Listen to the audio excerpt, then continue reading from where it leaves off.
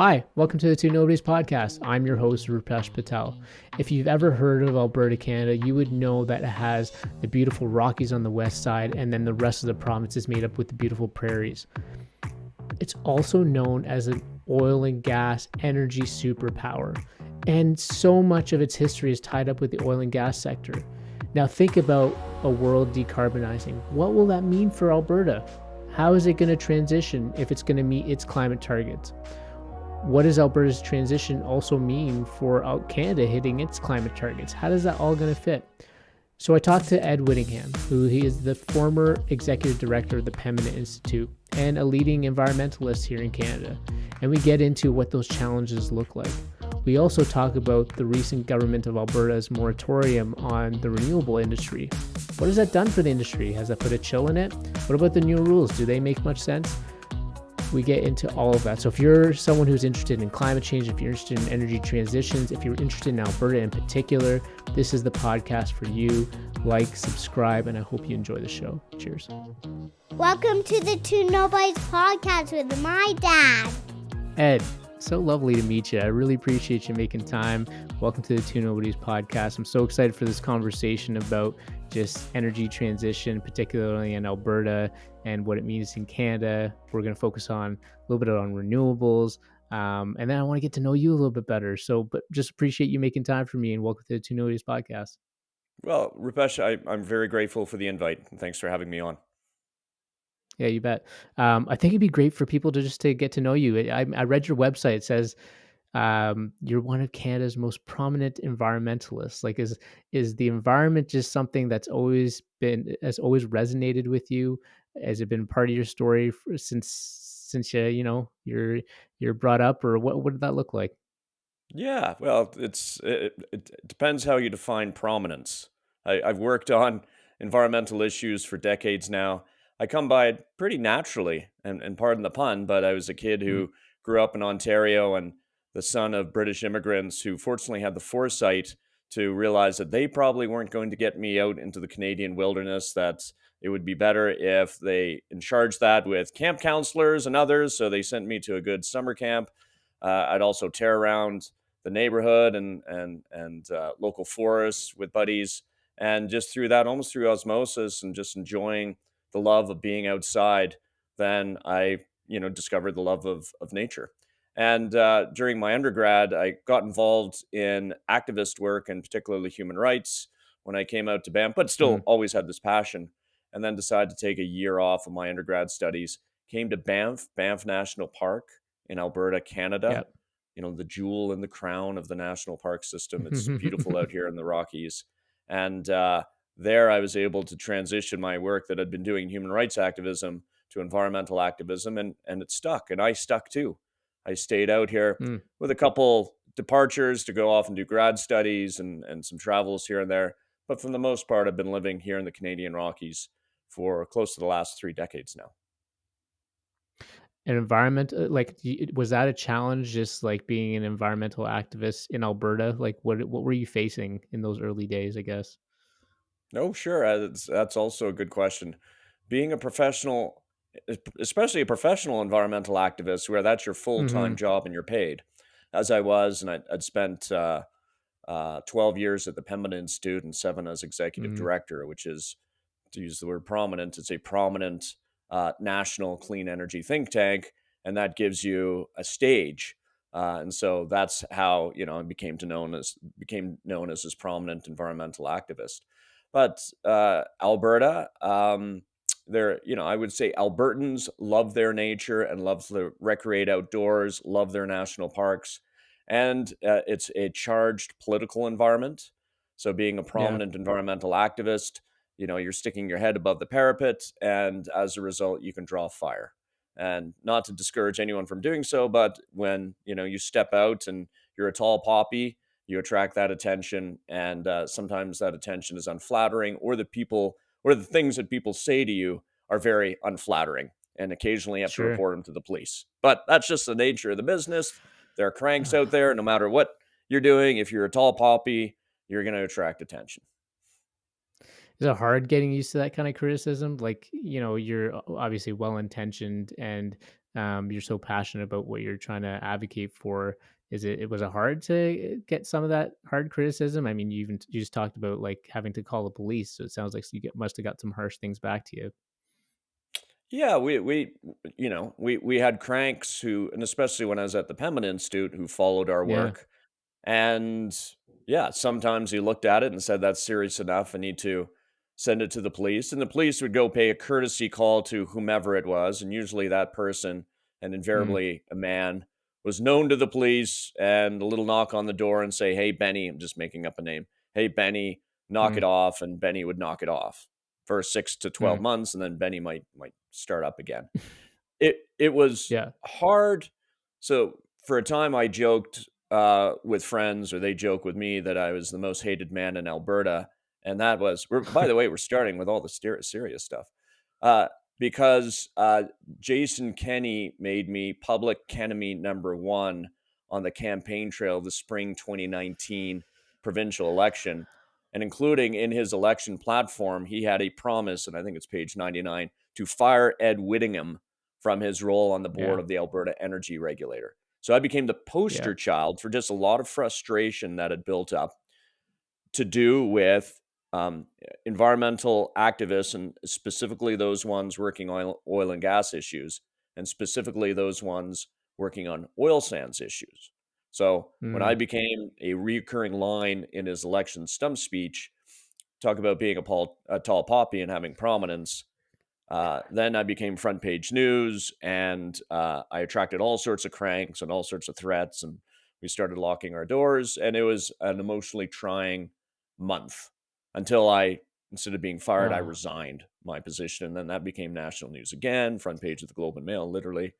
But all that died down. yeah. But let's just say it was a tumultuous, stressful, probably a couple months being in that kind of firestorm. Yeah. Oh, I'm so sorry that happened to you, Ed. Yeah, I do. I mean, I do remember that, and I remember thinking like, how could someone just mischaracterize someone or just tank someone's reputation like that? Or you have such a standing at the bully pulpit and just accusing somebody in such a harsh way. Just terrible. So sorry that that happened to you. Like that's just a terrible thing to go through. Oh, it's I was just about to call it a game. It's not a game. Mm, Politics is not a game. What I can say is, yeah, what I went mm, through wasn't fun. But you rely on family and friends, and you get through it. And then I got my own back by yeah. resigning. I gave Jason Kenney a very bad day. We've never hashed it out. We've crossed paths at events, but we've never hashed out that that particular Mm, episode. I will say that if you're a woman, it's 10 times worse, and especially being a prominent female mm, politician, our former Premier Rachel Notley, our former Environment and Climate Change mm, Minister Shannon Phillips, all the women now who mm, are running for the leadership of the Alberta NDP, and I'm sure Danielle Smith mm, too. They get it 10 mm. times worse than any man gets Sure. it, because they get all the misogyny as well. Yeah. Yeah. Yeah. The Pembina Institute.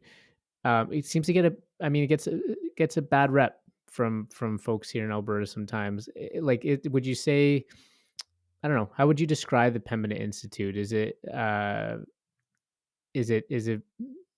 I mean, like you said, it's a clean energy sort of think tank, but um, I don't know. Do you feel like some of the criticism could be valid in terms of some of the things I hear is that it's just completely one sided, or there's not really balance in their approach, or I don't know. Any thoughts on the criticism towards the Pembina Institute? Yeah, with the Pembina Institute, those labels are always easy to apply by Yeah. detractors. Yeah. Um, and just so you know, like, I've been called in my career a wingnut tree hugger by the radical right. I've been called a corporate sellout by the radical left, because I do things that they perceive as Yeah. industry friendly. I build industry NGO coalitions, actually talk to companies, talk to the oil sands producers, and for some, that's a bridge too far. So I figure as long as I'm getting Mm, criticism in equal measures from both sides, then I'm probably in the right place. And I would say that often applies to the Pembina Institute as well. So while these labels are easy mm, to apply, when you actually then get into specifics. What specifically do you not like, in, say, in this case, about the Pembina Institute's perspective on responsible oil sands development?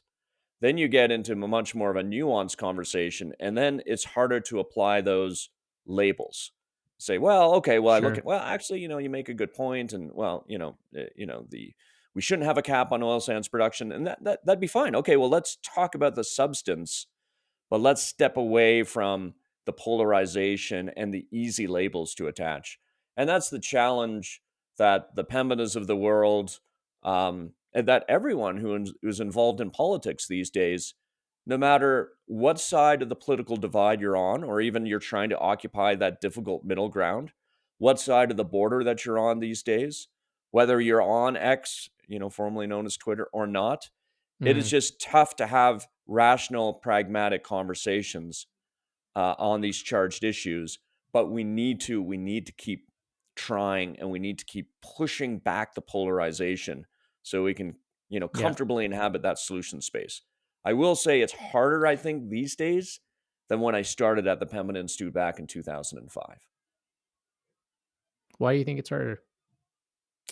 Oh, well, I'm going to be the latest person, I think, to point the finger at social media because, when I grew up, I don't know about you, but, all the ills to do with the youth were to do with video games or violent movies or Mm, whatever. And now the latest, greatest is saying right. social Right. media is the cause. But uh, um, I think it was the author Jonathan Haidt who said that social media, it might have been him, might not, said that social media, the analogy is like it's turned up gravity, and that is it's things that we could normally count on. This is his or the person's analogy, that you could normally Yeah. count on, buildings standing up, well, they're falling down now because you've turned up gravity.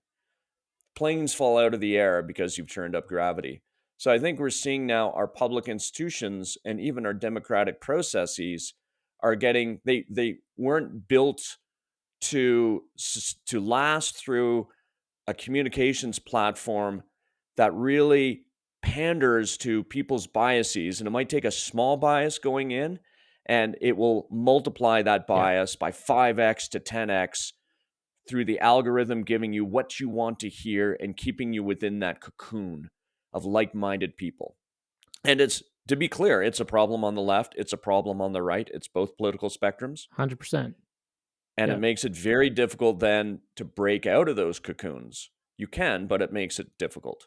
So at the risk of using a cliched example, I think that's the biggest change compared to, say, 2005. Yeah.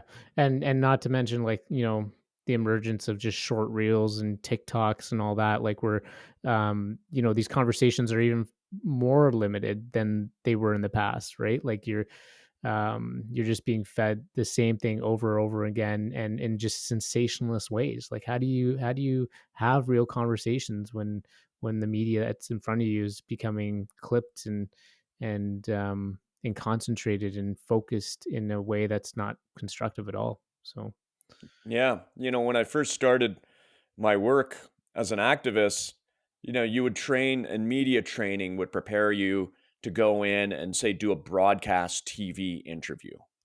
right. So you'd Right. have, and you'd end up with the person, we're having a nice long conversation, but you do a broadcast TV interview, you might have a 5-minute conversation.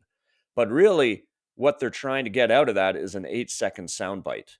So you actually got trained Uh-huh. into saying the same thing, 8 seconds and pretty much over and over again. As long as it wasn't live, all I'm going to do is try to get out that soundbite. Now it's even Right. shorter. Like, with these reels, Yeah. your Yeah. your ability to get your message through is that much harder with people with their attention split a million different ways. And when you do get it through, it's not 8 seconds. No, maybe it's 3 seconds. And you better have dancing bears, with you, or you be, dressed up as a dancing bear to provide that entertainment value with the bells and whistles, Yeah. or else you're not going to be able to punch through. So it's really Yeah. challenging. It is. That's why I love podcasts, because especially long form podcasts, because I learned so much, because you could just have a much more fuller conversation. But it's a tough environment to break through in when you're doing a long form podcast. I was going to say, just with what's going on right now in Alberta. For people who don't know, I think the biggest news right now is just around renewables. Like how many 6 months ago was when the government in Alberta and Danielle Smith announced the moratorium.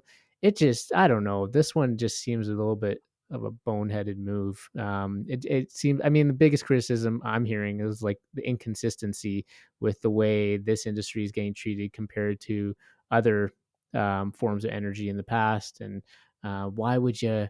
Yeah, I don't even think Jason Kennedy would have thought about hampering the renewables industry. Like he was so proud of how like the renewable industry was growing without any sort of subsidies that maybe the NDP would have thrown at it or whatever.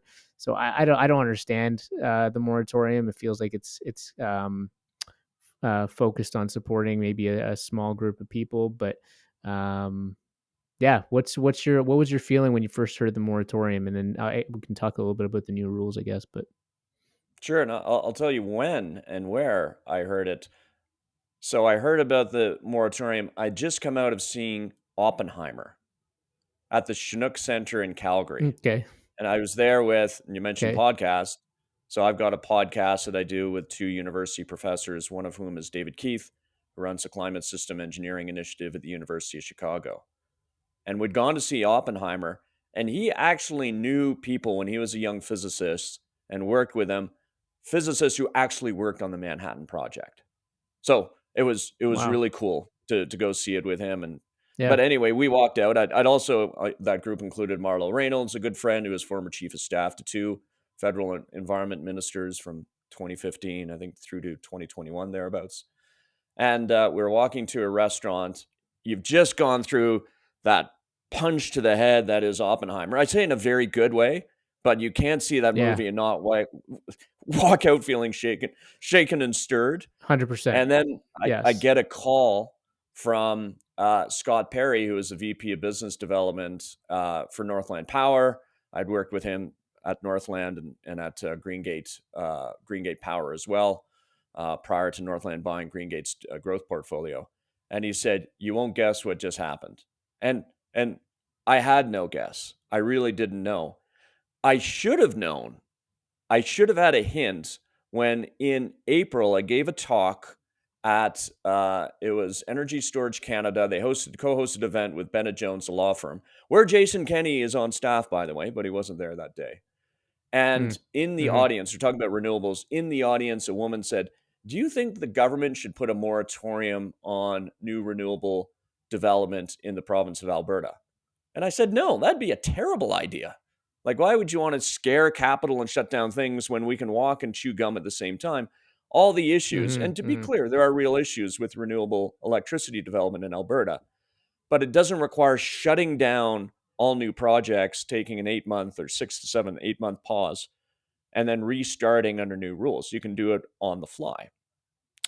Well, lo and behold, when I'm talking to Scott, I said, "I cannot believe this has happened." And you mentioned comparing and contrasting Jason Kenney with Danielle Smith. So Jason Kenney, if yeah, anything, was kind of neutral. Like it was hard to coax. There'd be these big announcements of, Amazon buying the Traverse Solar Project, like taking all the offtake of the Traverse Solar Project, right, right, 465 megawatts. It's big Amazon, it's a huge story. And, you'd get a couple lines begrudgingly out of him. And he didn't like subsidies and he would block federal investments in renewables in yeah, Alberta following that. But he was, Mr. Pro renewables with pom poms dancing around and doing his cheers compared to Danielle Smith, who has always had an ideological bias against utility scale renewables. She says renewables mm, belong on roofs, not on the ground. I.e., hey, homeowners, mm, you want to play around and put your 4 to 6, kilowatt systems on your roof, or 10 kilowatt, yeah, whatever it is. I've done that.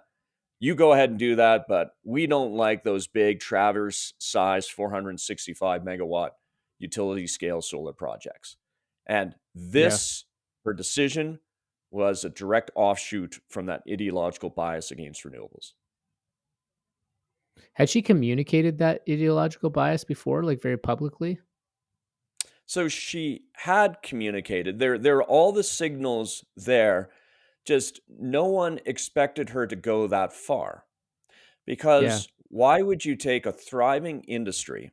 And Alberta was leading the country in renewables development and investment, lots of capital coming in, lots of jobs, helping to make up for the erosion of the tax base with oil Yeah. and gas projects shrinking, at the local county or the municipal level, like so many upsides. And people were excited. Alberta was the place to develop wind and solar and wind solar combined battery storage projects Yeah. in the country.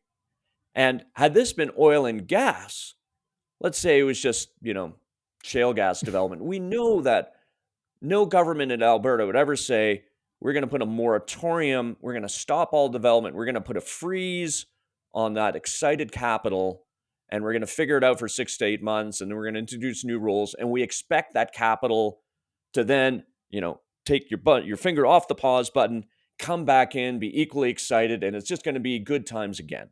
You could never do that. You spook the capital. Never. Yeah. And Yeah. it's impatient because with the policies in the US under the Inflation Reduction Act, there are great opportunities to develop renewable electricity projects there. And a lot of the companies doing the developing, they've got a portfolio of options around the continent or around the world where they can develop Hmm. and park their capital and make returns.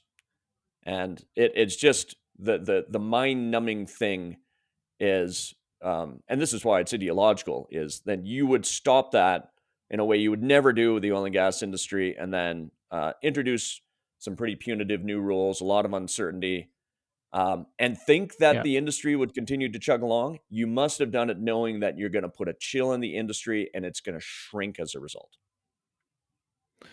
Okay, so on that front, what do you know about how industries responding to this? Has it put a chill on the industry side?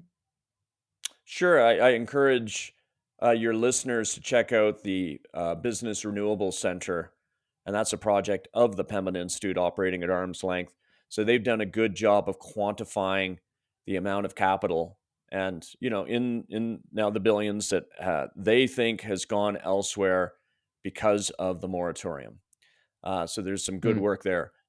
When the new rules came out around, and I was in Ottawa at the time, this was February 28th. I was attending Carbon Removal Day, hosted by Carbon Removal Canada, in Ottawa, the first full day workshop with over 100 attendees to talk about carbon removal developments and policies Mm. in the country. That could be a whole sidebar conversation. And then Yeah. I heard the news about it. And so I reached out, and someone well connected in the industry, that just for the sake of anonymity, I'll keep nameless, but very clued in. And I said, how bad is this? 0 being no impact to 10 being cataclysmic. And, we're looking at the end of renewables as we know it in Alberta. And this person said, right now it's about a 6. So considerable. People say 6, that's not that bad. But Yeah. let's say it's 6. It's closer to 10 than it is to Yeah. 0. And there's a big question mark around how they define something called viewscapes. And by viewscapes, meaning you can't develop a project if it's going to impede a viewscape of people in the area. And how did they define that? Is it a mountainscape? Is it a beautiful view of native prairie grassland? Is it a grain elevator? So Right. there's just a lot of ambiguity in that term. And that Yeah. term, if it applies to everything, oh, it's up to you. You develop viewscape. And yeah, well, if you'll like that apartment building and you can't see it anymore because of that wind tower. Well, that's a viewscape, and so we're going to sterilize that development. So that 6 could move to a 7 to an 8, closer to 10, depending on the definition. Yeah, these rules are. Well, I remember when I first moved to Edmonton. Talk about viewscapes. Driving west on the Yellowhead, and I remember first time to Edmonton and moving out from Toronto, and I was like, oh my goodness, I understand why it's called oil and gas, because all the refineries and all that. Talk about viewscapes. I'm like, that did not look very good. I'd much rather have some wind turbines than these large smokestacks and refineries. So, anyways, Yeah. It's Yeah. bizarre. Yeah, that's just to do that to an industry that's thriving. It makes no sense. Like just consistent. The inconsistency is bizarre. Like I don't know sometimes where this government stands on things. It's really hard to pinpoint them down. Yeah. Yeah. And I come back, we can walk and chew gum at the same time, meaning Yeah. to be clear, there were issues. And part of it was the industry, and particularly the solar side of the industry, had developed Right. very quickly in a short period of time.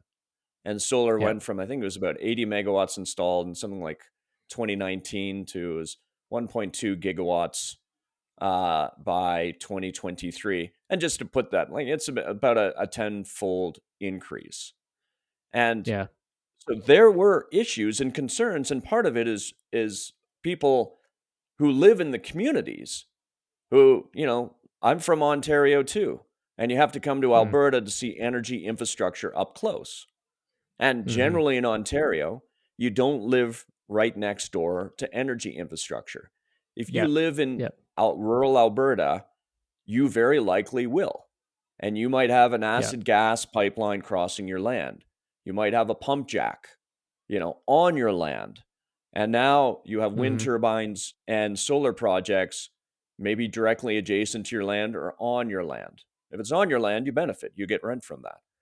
So a lot of Mm-hmm. people were just reacting or having a tough time keeping up. So there were some issues that needed to be resolved, but none of that warranted a full pause, a full moratorium on a just a wonderful industry that was creating lots of jobs and GDP and creating municipal taxes. And correct me if I'm wrong, but like when the renewable industry is developing utility scale renewables on privately owned land, these are agreements between private landowners and industry, and I would imagine yeah, like if it's why get involved or why disrupt these sort of private agreements. Like it's were some of these. Do you know if there these landowners were being taken advantage of in any way? Like is the government concerned about that, or do you know if things have kind of generally been going well on that front? So I think there are many good examples of these private landowner agreements.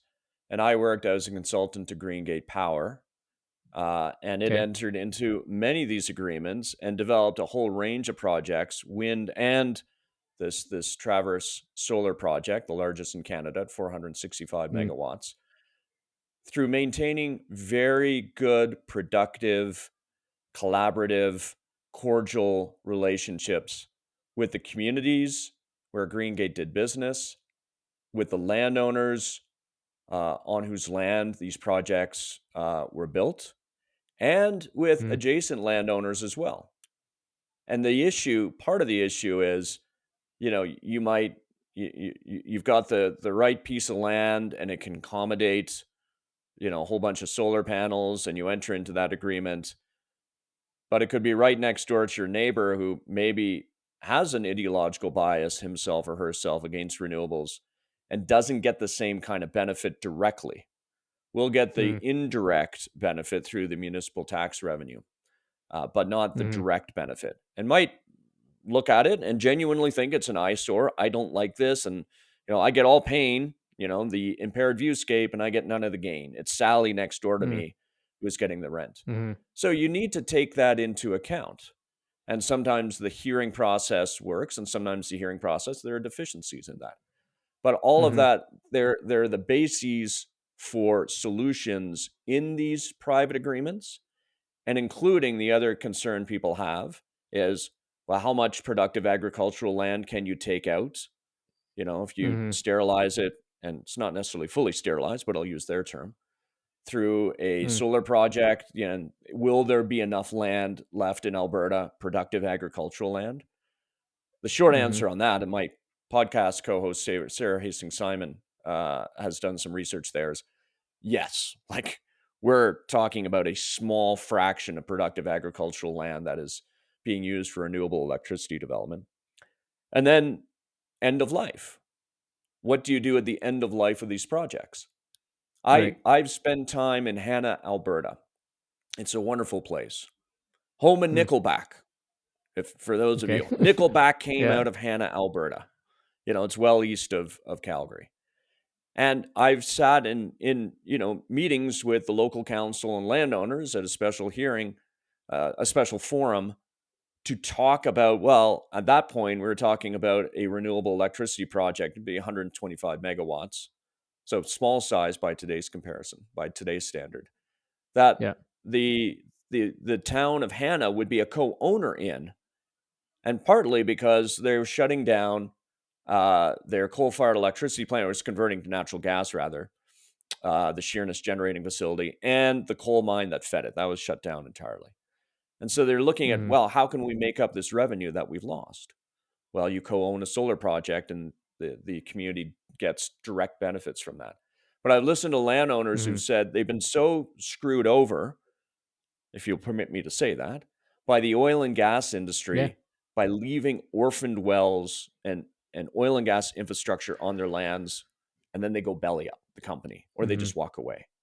So they're very, very sensitive to infrastructure, energy infrastructure being built on their land and then being abandoned. So I get that. But Yeah. frankly, a solar project, and I'll be facetious here, you have an adjustable wrench and a weekend and a couple teenagers, you can take it apart. It's steel, glass, and wires, compared to Yeah. a Yeah. toxic leaking gas well that's left on your land. That is not just an That's eyesore, drilled it's a kilometers toxic down, right? Or waste. hundreds of meters down, right? Exactly. So Yeah. it's not quite, it's more of an apples and oranges comparison. But there are lots of things you can do to make sure that the developer of that project will be responsible for taking down that project, and talking a long life, like 30, 35 years, 40 years, or there's Yeah. money set aside that is held there, it's ironclad, that can be used to remediate that project at the end of its life. Yeah. And you didn't need to have a moratorium to be able to figure all that out, right? Like that's essentially your point. Yeah, it's my point. You can walk and chew gum at the same time, 100%. Yeah. And so it's spooked Yeah. capital, and capital's gone elsewhere. Capital's impatient. It's its job to be impatient. Yeah. And Yeah. unfortunately, we'll never, well, until we change those policies back, we won't realize the potential that this province has, not just for the province, but as potential exporters of clean electrons, what we can do to help neighboring jurisdictions like Mhm. Saskatchewan, for instance, Mhm. to clean up their grids as well through the abundance of renewable, whether it's wind or solar, the abundance of renewable power that we can generate here. Yeah, for sure.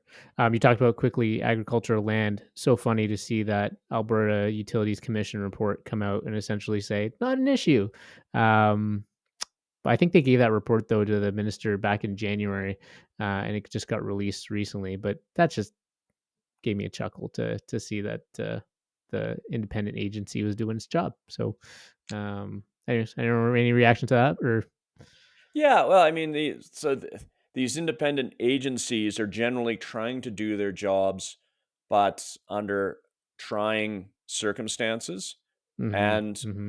it is the government of the day that sets the policy and the direction. Yeah, And so, whether yeah, you're the AUC, Alberta Utilities Commission, or the Alberta Electricity System Operator, the AESO, mm-hmm, I that sometimes these operators take their mandates a bit too far. I took issue with the CEO of the AESO, uh, Mike Law, who gave a presentation in response to the clean electricity regulations, a draft one that's going back last year, and mm-hmm, I thought went mm-hmm. too far ahead of an electricity system operator in condemning once. And I'll credit Andrew Leach, I think, who said this on the West of Center podcast.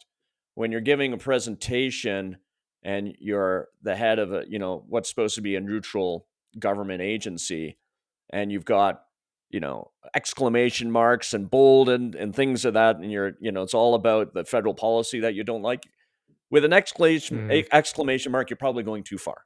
You're probably stepping further than what you should Yeah, do as a good sure. bureaucrat and the head of an electricity system operator. But that's the Yeah, exception. Generally, they've been given, here's the policy, you implement it. They may agree, they may not agree, but as good bureaucrats are supposed to do, you take the policy of the day and you execute it. Yeah. Yeah. With the, I know I want to focus on the Alberta's energy transition, but really quickly on the federal clean electricity regulation, that was obviously a big thing that a lot of chat last summer when some of the initial language started to come out. Um, does Danielle Smith and this government have a point about where the feds want to take that regulation, just from the kind of energy mix we have from an electricity standpoint? Like, we're a thermal province, right? Um, but yeah, do you think she has a point there, or do you think she's a bit misguided?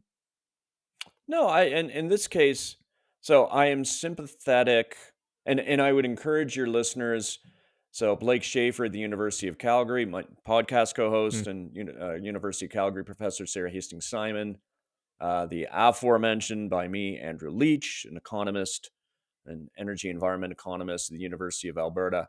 They published good work on it to suggest that, hey, it is not perfect. And it's not just the folks on the right and the premier who have some concerns around the clean electricity regulations and what it might mean for generation infrastructure and facilities in Alberta.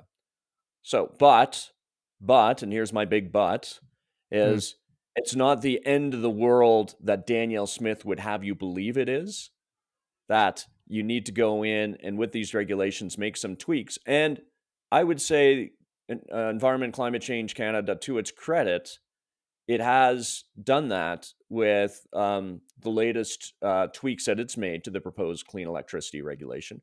I think they did a good yeah, job of listening, including sitting down with their counterparts in the province. And in spite of what Danielle Smith might have you believe, there's still productive conversations going on between the federal government and the provincial government to try to yeah, troubleshoot with the input of wise people who can say, hey, you might not have intended this, but here's what it could do in terms of brownouts or the mm, potential for blackouts or whatever it may be. So I still agree with the intent of the clean electricity regulations. I still think that we can get to a net zero grid by 2035. We don't have to wait until 2050, as Danielle Smith would have you believe. mm. Everything's 2050 with Danielle Smith. I just don't know how we're getting there by 2050. But anyway, it's It's another a nice another round topic, I number, guess.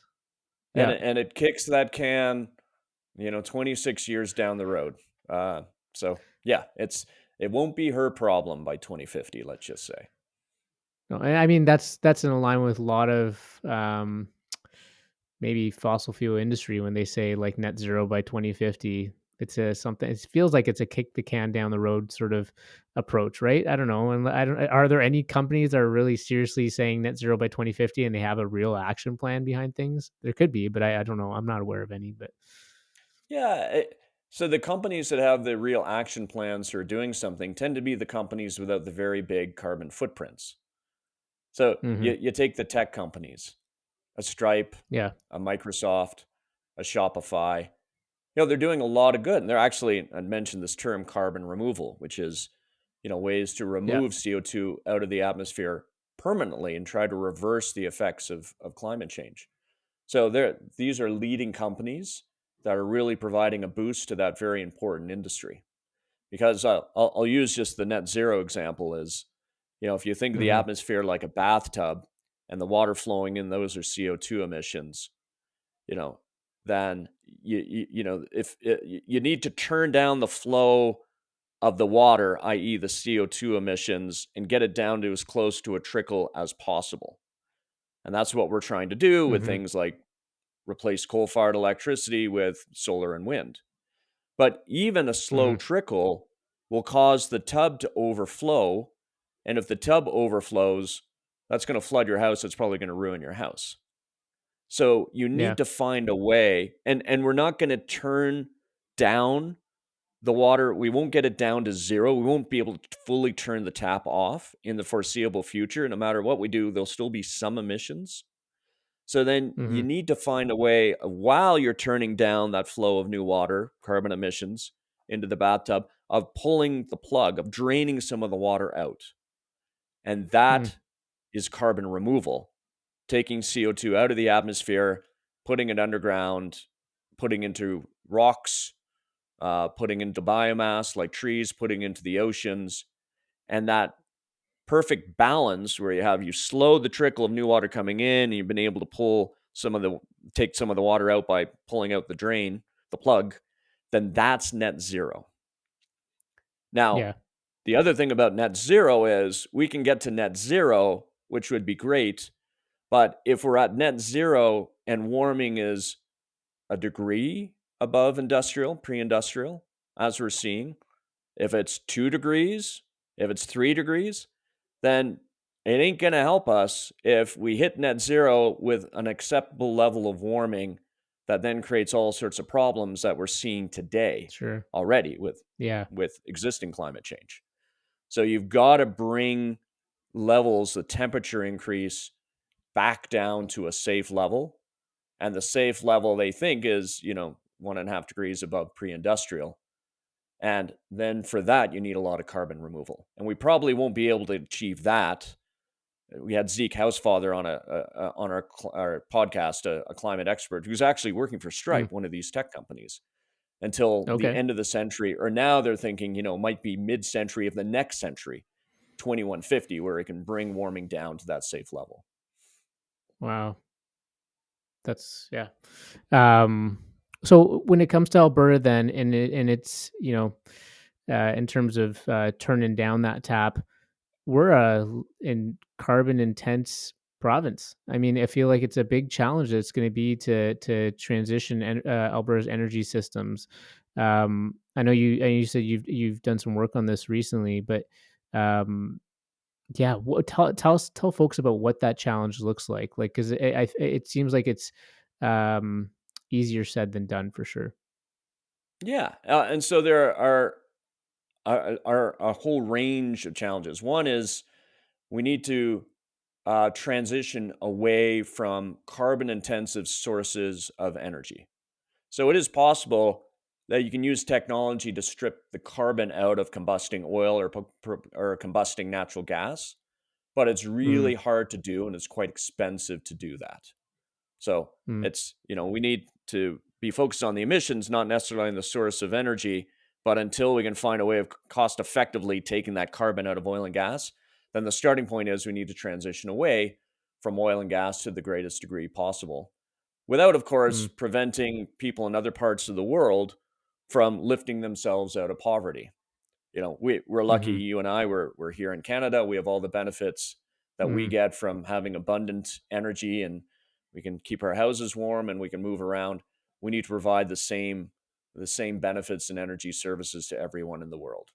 And right mm, now, oil and gas is doing the lion's share of that, providing those energy services. mm-hmm, In mm-hmm, in Alberta, it's particularly acute because, frankly, we're a petro state. And I say that not as a pejorative, it's just a fact. It's just that our economy is very dependent on oil and gas development.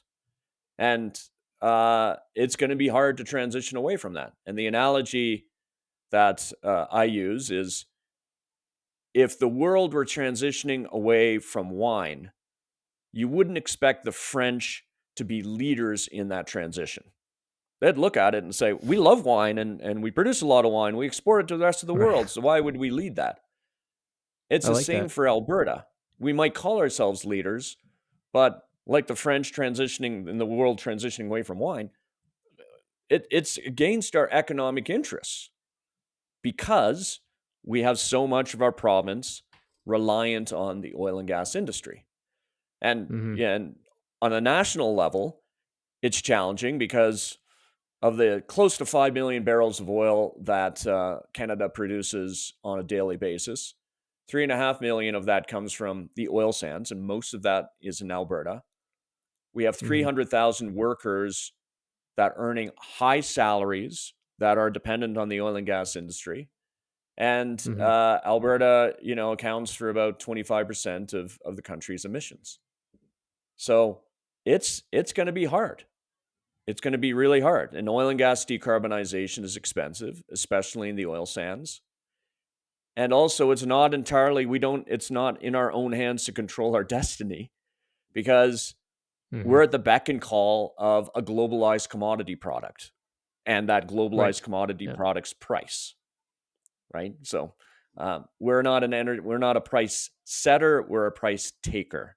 So we're also Taker. dealing Yeah. with very complicated global economics and geopolitics.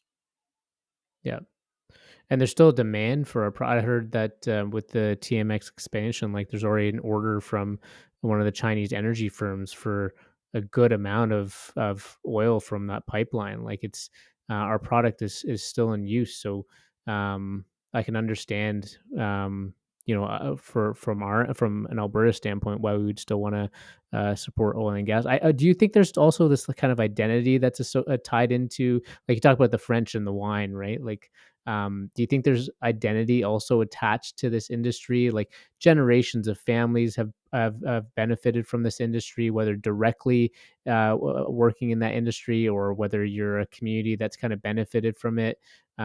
Yeah, I kind of wonder if people's identities are being challenged here in Alberta when they hear about we got to transition away, or maybe being framed as almost the bad guy to some extent. Oh, Rupesh, you're bang on. You're bang on. There's a and we're both from Ontario originally, and Yeah, we came out yeah, here. And I don't know about you, but I was surprised. I'd understood intellectually this Alberta identity that is wrapped up in energy production and that industry, and I didn't understand it emotionally until I spent time in rural Alberta and saw, and for good reason, the pride that in Alberta, most of the energy that Alberta produces goes elsewhere. And the oil and gas, most of it's not consumed here in Alberta, it goes elsewhere. hmm, And they can, Albertans can say, sure, we're producing energy that can help to keep houses warm, for instance, or power people's mobility around Canada and elsewhere in the world. A lot of it goes to the United States. yeah, So when you're told, oh, well, you're a problem, and that job that provides you with a six-figure salary and allows you to send your kids to university and has been also, allowing, help to pay for the hockey barn in hmm, your community and all these benefits. To be clear, like it provides a lot of benefits to us here in Alberta and absolutely. federally as well. Yeah, a Hmm. lot of benefits. So the fact we have good schools, we have a good public healthcare system. You can Yeah, draw a straight line between the health of those two systems and the contribution through royalties and taxes from the oil and gas industry. So people have this negative reaction, especially when they're told by people from outside the province, or as the Kenney government had suggested, they said, oh, well, Ed is doing this, which wasn't the case at all. That, well, you're bad now, and your industry needs to go away. So when they hear energy transition, they can hear transitioning me out of a job, out of a comfortable six-figure salary. And then as it's happened in communities where the industry frankly has shrunk, then you're into a five-figure salary working perhaps in, the service industry, which is a hmm, very hmm, different proposition, both for your pride mm, and, to be clear, and as a guy, I'm raising a family and having to pay for household expenses, you know, then suddenly you worry more about the bills, and then that sure. can compound the psychological challenge that you're facing. So I totally get it when people bristle when an environmentalist says, Yeah. or is purported to say, your job is bad, your industry is bad, because it can affect them in so many different ways.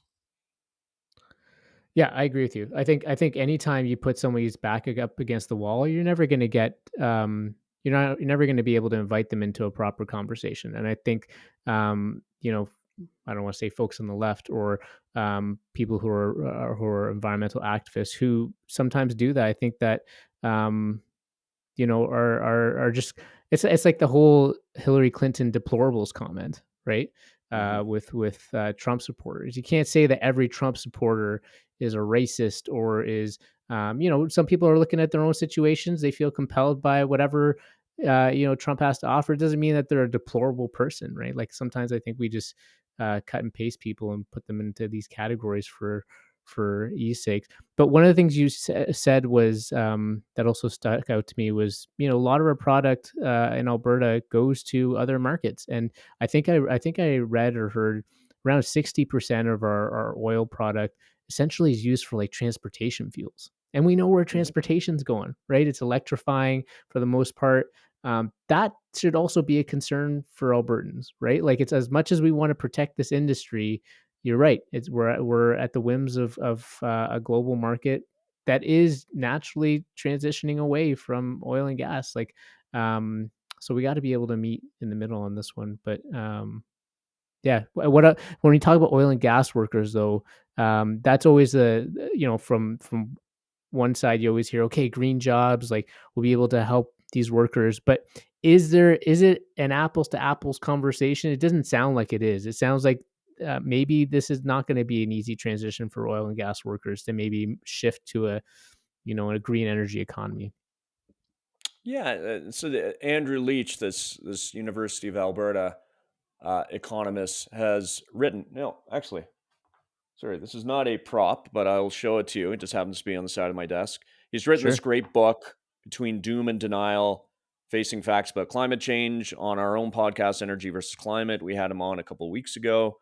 It's a great Mm, book, but he writes in the book about how this transition, because other industries and other places in the world have gone through transition.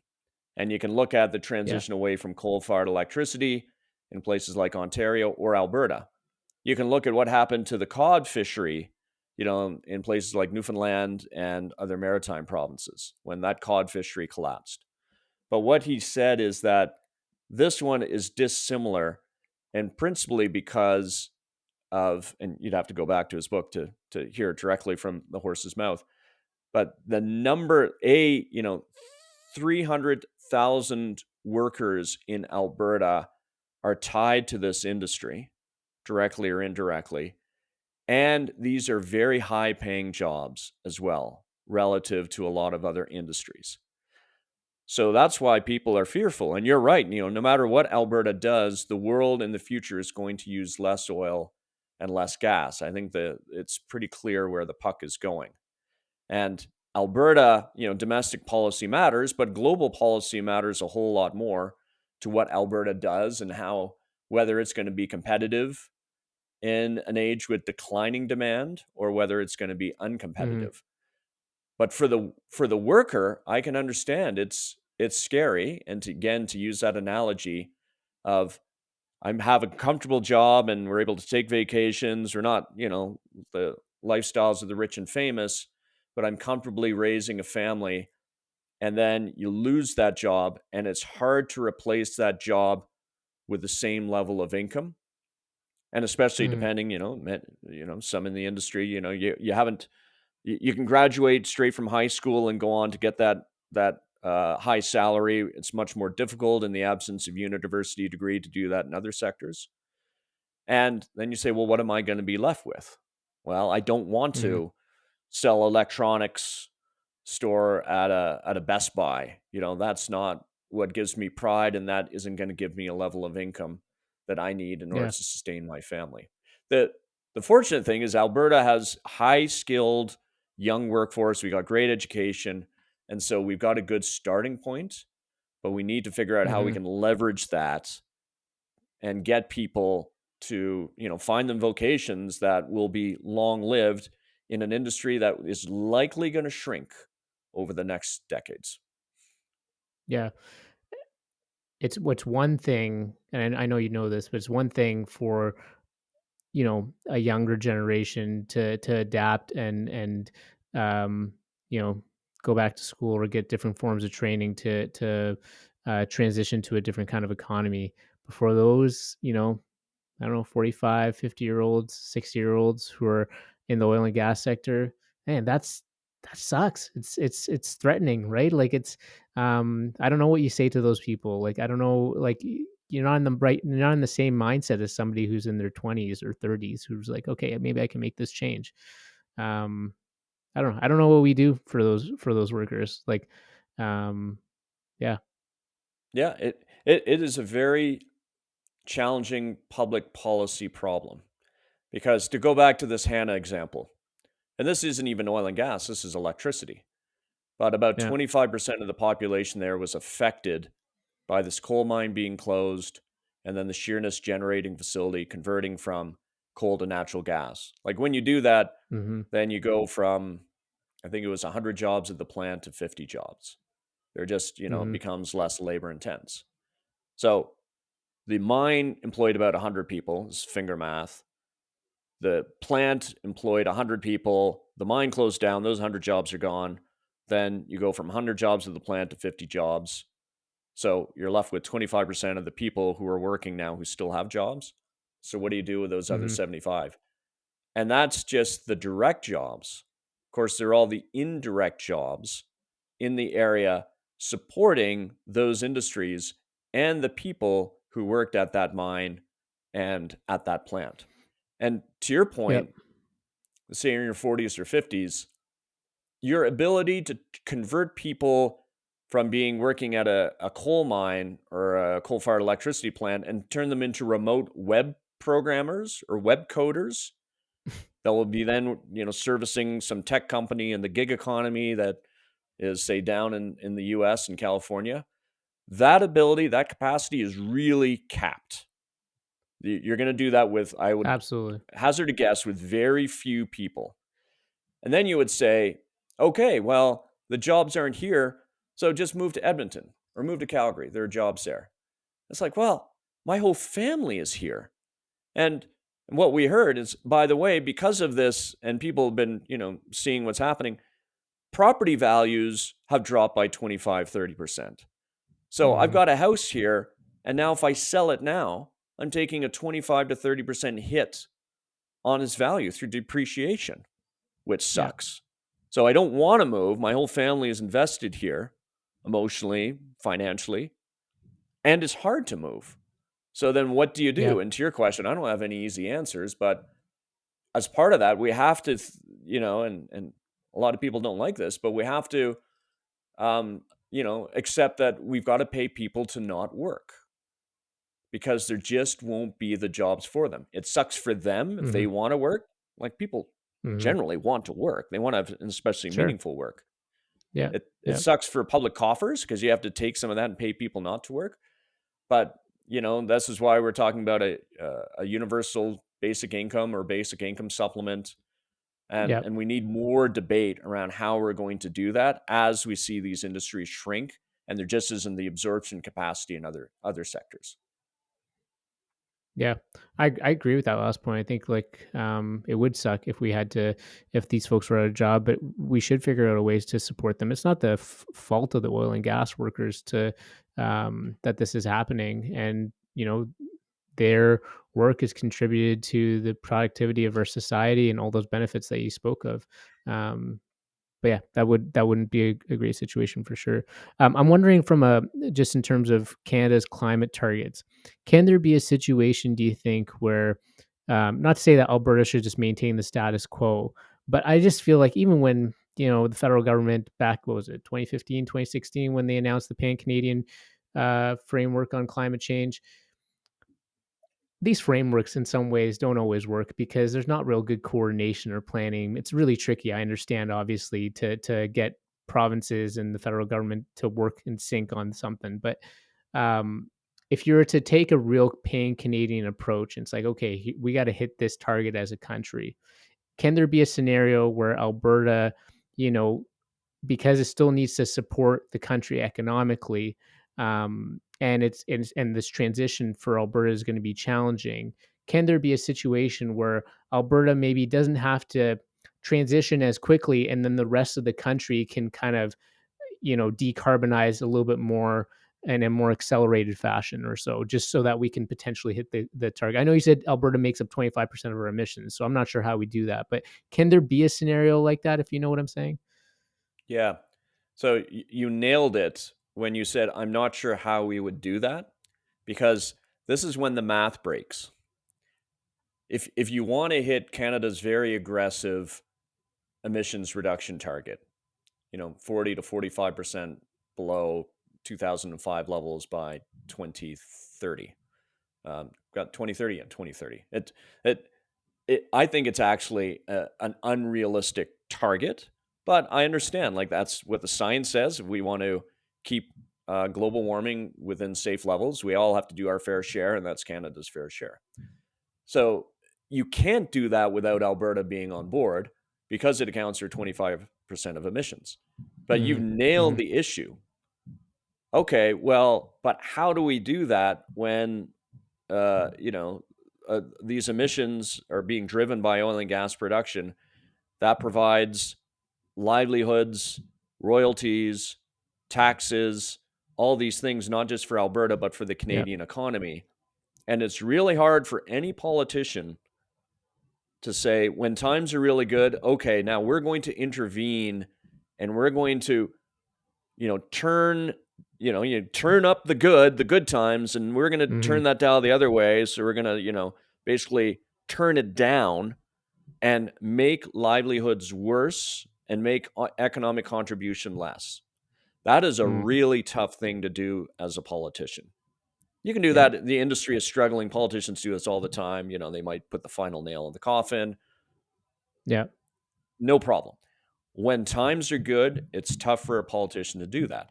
So then we've got this trade-off, and you've nailed the trade-off between economic prosperity and jobs and schools and hospitals and all of this versus achieving our climate targets. So a perfectly plausible or reasonable course is to say, yeah, I'm not a politician. I'm not going to turn down the industry and take all that away. I need the tax revenue. So we're going to treat that industry more lightly, and we'll try to go harder in other provinces. They won't like it, but so be it. It's a perfectly reasonable approach to take. But then you have to be upfront and honest and say, and that will come at the expense of us reaching our climate targets. Right now, what we have is a lot of happy talk from politicians and from all parties at all levels saying we can do both, and not enough of a real honest conversation saying there is a trade-off there, and we should have a good public discussion on what do we want. And if it's we want to achieve our climate targets come hell or high water, then we'll go in and we'll turn down, the money spigot on that industry. And if we say, no, we like that money spigot fully open, then you'll say, okay, well, we're going to go to the next International Climate Summit and say, sorry, we're not going to make our climate targets. And have to deal with that. Yeah. Sure. And have to deal with it. And what is the blowback? With international conventions, there's no blowback. Like, no, the UN isn't going to invade Canada and take control of our energy infrastructure and do that, turn things down. There are very few punitive mechanisms in the global stage, apart from leaders not being able to hold their heads high in front of their peers, and a Canadian prime minister having to say, sorry, this is the nature of our economy. Like, we're too dependent on oil and gas, and we can't transition quickly enough. Yeah. And I know we're kind of here at the end of the time, but anything more you want to say on Alberta's energy transition that you think you want people to walk away with? Yeah, just to know it's hard. It's really hard. And Albertans, in their defense, they're trying. More and more Albertans get the problem. Like, where the economist Peter Terzakian has written around, there are 3 stages when you go into transition, and it's we're in the early.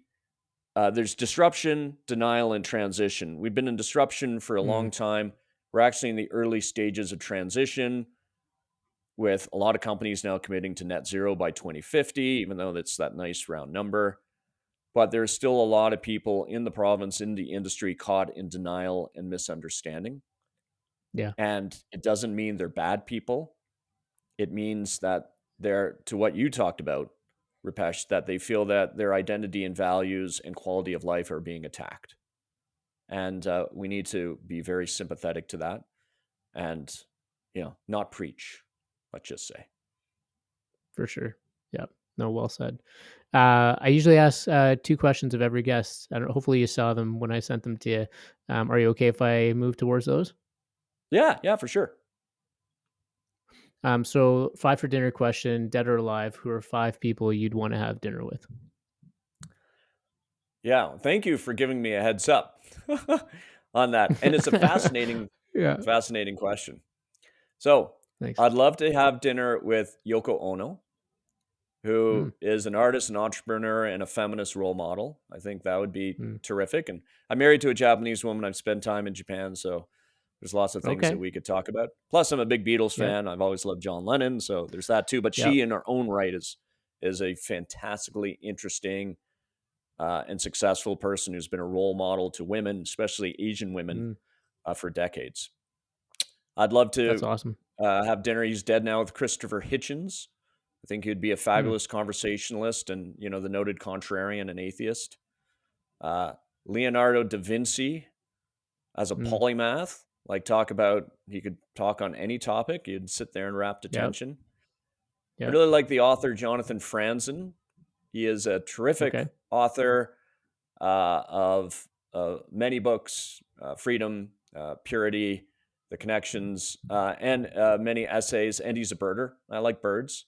So we can talk about his Okay. books that I really like to read and birds. And then, Are you a birder? and yeah, I am. Yeah, No. love Okay. going Yeah. looking at Cool. birds. Yeah. Yeah. Cool. And, and this might be a funny one, but have you ever heard of Utsi the Iceman? I have not heard of Utsi the Iceman. No. Yeah. So he's this guy who was found in the mountains, in Tyrol, sort of south of Austria, right northern Italy, and he was found in the early 1990s. He lived between it was around 3000 BC, like 3300 BC to 3100 BC. They're not exactly sure, and he's this age old, like millennia old murder mystery. And Okay. if we could bring him back and find a way of communicating, seeing what life was like back then and in these hunter gatherer societies, and then B, solve the mystery of who killed him. Because they know they found him and he melted out in the early 1990s. I've been to the South Tyrol Museum in Bozen in Italy, in northern Italy, where you can see his mummified remains. It's absolutely fascinating. You can see his Wow. tattoos. You can see the weapons that he carried with him. You can see his clothes. But also, we could say, who killed you? And solve the greatest murder mystery, I'd say, in the world. Yeah. That's awesome. That's a really good one for sure. Yeah. Cool. Last question. Besides the circle of life, what do you know for sure? What do I know for sure? And uh, at the uh, at the risk of sounding a little, uh, what's the expression? At the risk of sounding enlightened, which I am not. But one thing I know is the concept of anicca. And as a guy, I've spent lots of time at silent meditation retreats contemplating my navel in silence, is that everything is changing all the time. That life has changed, life is impermanence, and whatever's getting you down that day, that too will change. Mm, And we're just often, victims of our own monkey minds who will tell us all sorts of negative things about ourselves and make us feel badly. That is unfortunately part of the suffering of everyday human life, and that too will change. So mm. everything's in flux and flow, and as they say, anicca. Sorry, that was very inarticulate, and as I say, I don't want to sound like this mystical Buddhist, but that's one thing I know at the deep experiential level. From you sit there and over 10 days, your legs and hips are aching and they don't feed you enough and you're not talking. But the beautiful thing about these Vipassana courses is that you can really understand life and existence as it is, and it's constant change. It's amazing. That's a really good one. Thank you. Ed, this is a fantastic conversation. Really appreciate all the points that we went through. You're a fascinating guy. Sorry for what happened early on. I know the way we started this podcast was a little bit on the serious side, but just everything we talked about was, yeah, It's true. Probably laugh about it now. But yeah, it was a great conversation. You're welcome back anytime. Appreciate you making the time for me today. And yeah, hopefully you enjoyed it as much as I did. I sure did. And Rupesh, you're a fantastic interviewer. And as a guy through the podcast, often I'm in your chair doing the Mhm. interviewing, doing the hosting. You're terrific. And I'm just so delighted Thank that you. you invited me on your show. I appreciate that. That means a lot. Yeah, thanks so much. Thanks so much, everybody. This is a wrap for this episode. Like, subscribe, do all those wonderful things. Check out Ed's website, and yeah, we'll see you on the next episode. Cheers.